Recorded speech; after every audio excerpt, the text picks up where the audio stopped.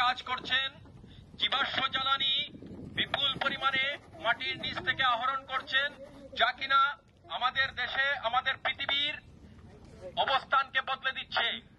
আপনারা জানেন পৃথিবীর বিভিন্ন জায়গায় হিমবাহ গলে যাচ্ছে, সমুদ্রপৃষ্ঠের উচ্চতা বেড়ে যাচ্ছে।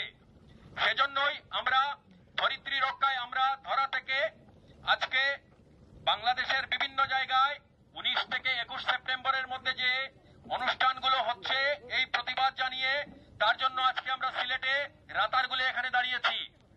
আজকে আমাদের এই প্রোগ্রামের সভাপতিত্ব করবেন ধরিত্রী রক্ষায় আমরা ধরা সিলেটের সদস্য সচিব